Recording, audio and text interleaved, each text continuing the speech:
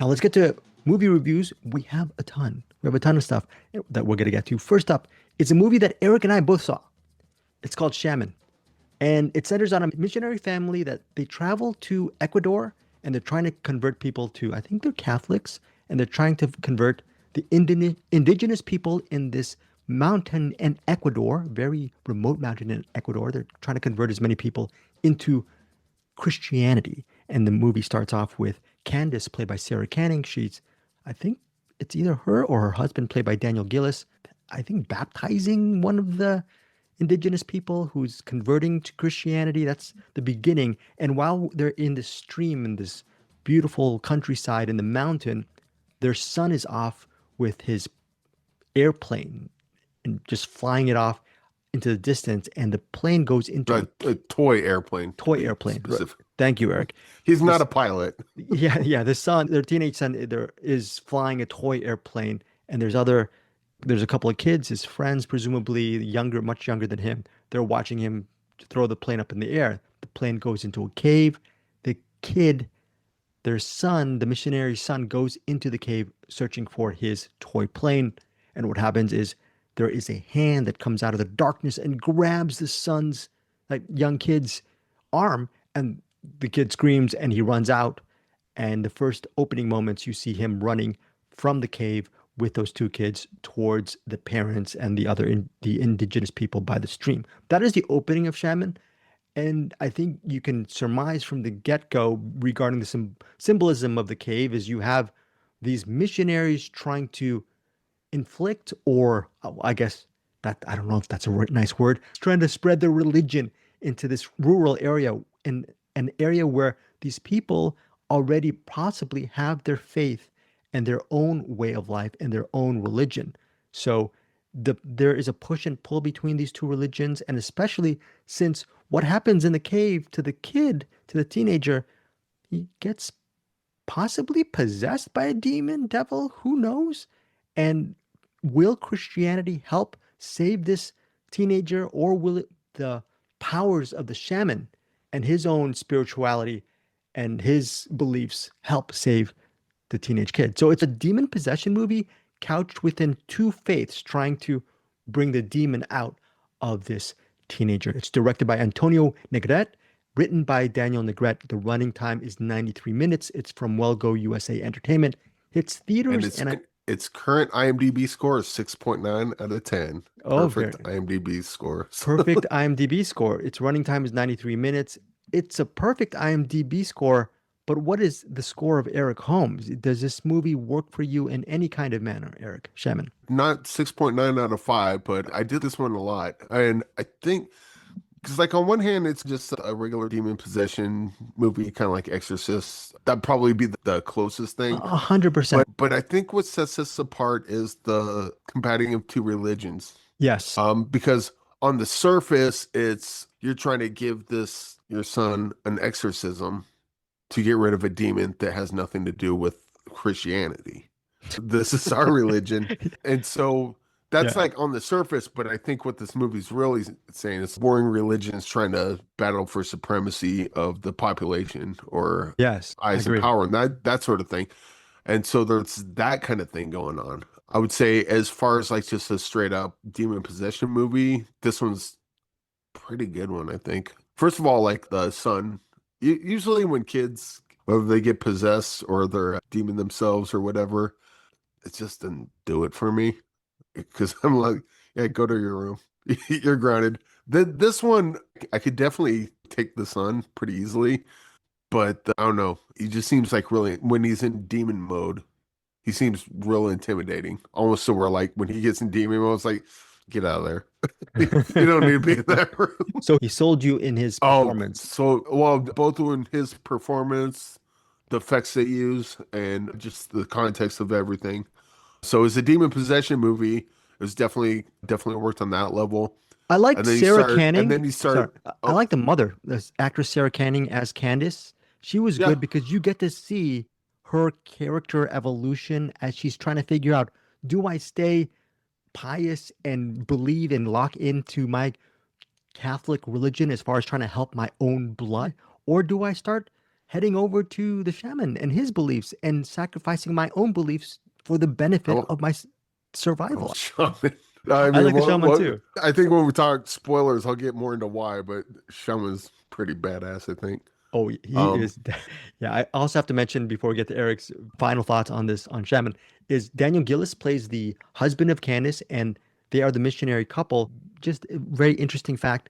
Eric and I don't know because we've never watched the Vampire Diaries. Both of these actors were regular characters on the Vampire Diaries, and now uh, they're here years later in Ecuador, Eric, of near a mountain shooting an indie film called Shaman. So that was Shaman. yeah. That was pretty Hey, interesting. Daniel Gillis, he reminded me a lot of Andrew Martin.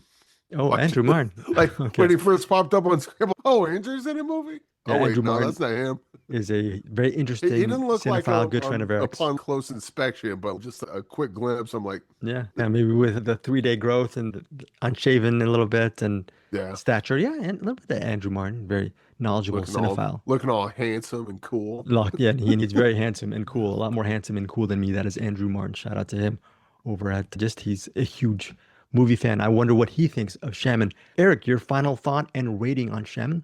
Yeah, the demon possession horror bits work, the stuff that, and also like that the what do you call it, the not the subplot, but the analogy or the what the movie's saying Yeah. underneath the surface. I think there's a lot there, but it's not there. It's not an overt satire or anything, but in, but it's definitely there if you want to read into that. And if you start reading into it, I think you'll kind of get a lot more out of it.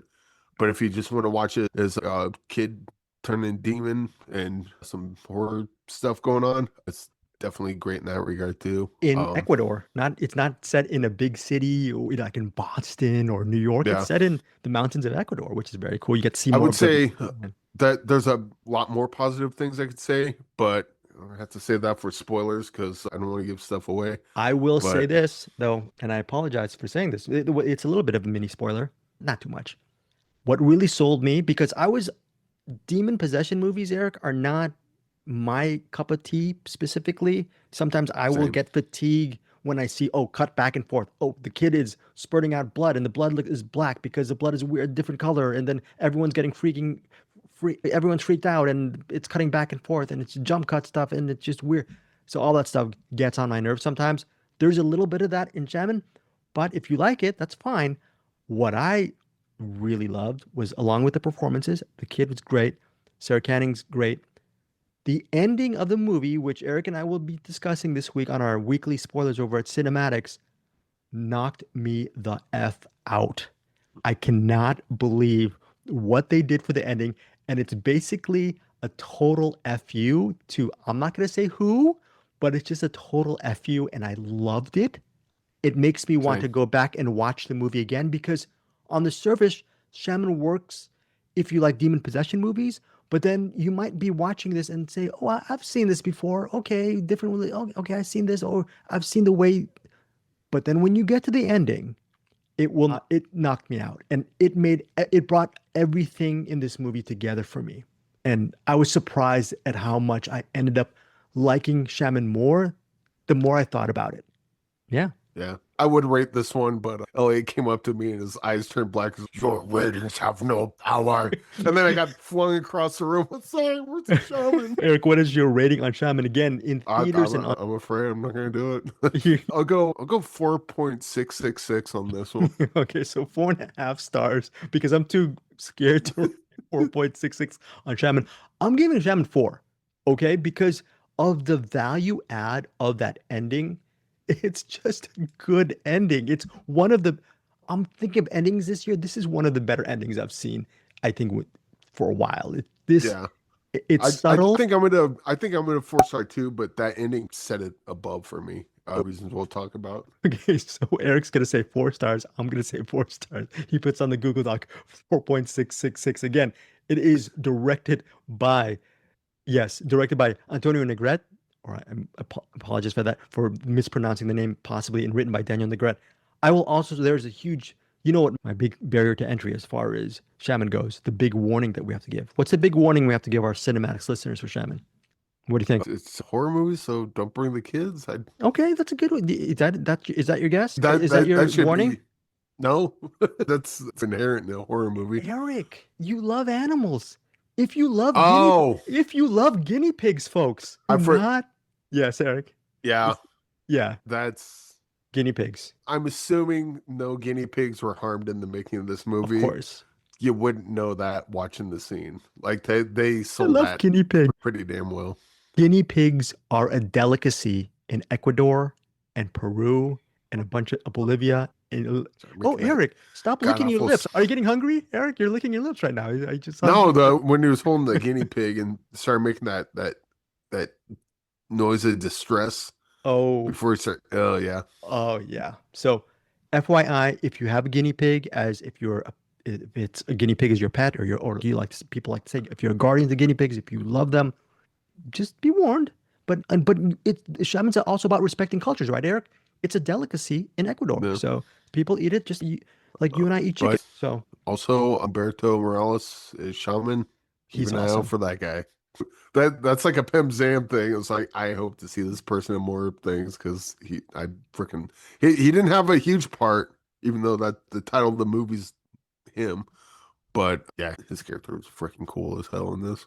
And I don't want to get too political here, but shaman also talks about demonic possession, but it also talks about where does evil lurk and what different colors are evil? What is abuse? Who is abusing who? Who is exploiting who in Shaman? So some really good stuff. Eric and I gave it 4 stars because of the value add of the social themes that it addresses. I'm putting words in Eric's mouth right now, and hopefully that's fine because he can't really speak right now. He has a bunch of guinea pigs in his mouth. They're roasting. It's like he has a roasted spick I up got him there. on the smoker. It's fine. Smoker. That's it. Then yeah, we're gonna once we make our I'm cheeseburger. almost 50. I got to smoke all my meats. Otherwise, Okay, what the hell am I doing? okay. Speaking, yeah, I gotta smoke my meats too, but that's a whole different situation. It's a family show. Once we get rich, Eric and I, we're gonna take our money. We're gonna go to the mountains of Ecuador. We're gonna actually unleash Bruce Perky from the attic, and we're gonna make him eat cuy all day. Cuy is the term, is I think Spanish for guinea pigs. Is that okay? You and I can enjoy the mountains in Ecuador, and Bruce I'm down. will be eating cuy. I don't know. Would you eat cuy if you were in Ecuador? Would you try guinea pig? Huh? I think I might try it as well.